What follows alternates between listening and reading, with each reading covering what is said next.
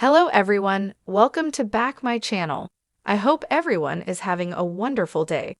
Before starting the video, please go ahead and hit the subscribe button. At the club, Nick runs into Phyllis in the dining room and joins her. They talk about Summer finding a hot new designer for Marchetti. Nick's irritated by the idea that Summer is dating someone and says he'd better not be playing their daughter. Phyllis would get on a plane and go over there herself if he did. Nick's eyes widen. He asks if she's okay. She seems a little edgy and weird. Phyllis insists she's good and is slaying every day. Nick knows her. Phyllis asks him to stop looking for problems when none exist. He asks about Daniel. Phyllis says they're getting back to a good place. Nick eats her breakfast as she explains he didn't want to work at Abbott Communications and is still reeling over Heather's death. She thinks he needs a purpose and a passion. She thought the company would fill that void, but she was wrong. Nick gawps, "You were wrong." She laughs, "Shut up," before admitting that Billy fired her. Nick's irritated. He guesses Daniel's not the only one who needs a reason to get out of bed in the morning. Tearing up, Phyllis confesses she needs one too. Nick gripes about Billy firing Phyllis at a time like this. He suggests she go to Milan and see Summer. Phyllis doesn't want to be a third wheel with her and this new guy. She's got this covered. "When have you ever known me to not have a plan?" Nick asks if he needs to be worried. She teases that she's waiting for confirmation for a meeting with Aristotle Dumas. She's hoping he'll fund her new project. Nick questions this. He's a recluse. Phyllis says, "I'm very resourceful." Nick tells Phyllis that very few people have the privilege of meeting Dumas face to face. As angry as he is at Billy, this may not be the worst thing in the world. He has a history of crashing businesses. Phyllis needs something new for her and Daniel to focus on. Phyllis is sure Billy will crash and burn without her. Nick asks why she'd go to Dumas for money. "Why not just come to me?" Phyllis isn't doing that again. Nick points out the Grand Phoenix worked out great for both of them.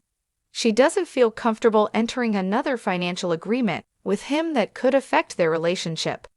"We're friends, we're pals, we're co-parents." She doesn't want to screw up that bond. Nick agrees. Phyllis admits that she was spiraling, and her son was pulling away from her. She hopes they'll plan something new together.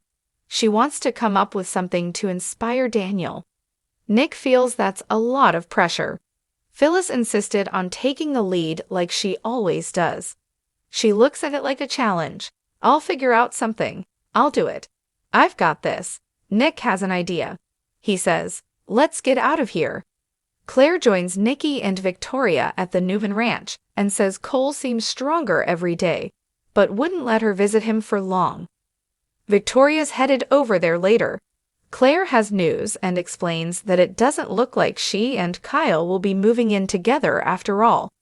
She asked him to put it off for a little while since Victor was still dead set against it. Nikki helped her see that more time might help. Victoria's taken aback. Nikki explains she just suggested they slow things down a little. Victoria's angry that her father continues to manipulate and bend family members to his will. He doesn't deserve to be pacified. Claire's sure Victor thinks he's protecting her and asks her mother not to be mad at him. Victoria's been through this so many times, and now he's doing it to her.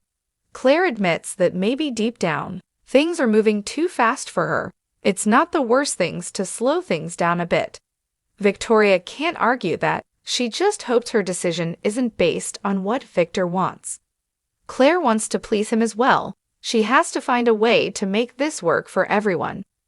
Victoria hates to see Claire spinning her wheels over this impossible mission. Her grandfather won't ever think anyone is ever good enough for her.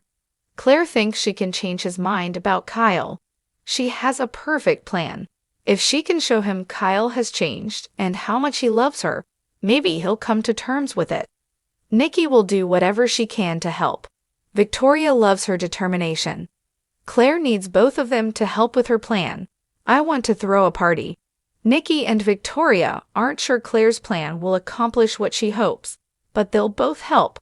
Claire is sure this whole ugly conflict will soon be a distant memory.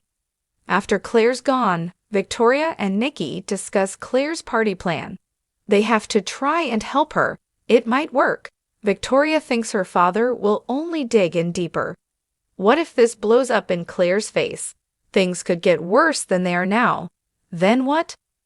Audra walks into Crimson Lights and spots Kyle, who mocks her for not putting out a press release about her new company yet.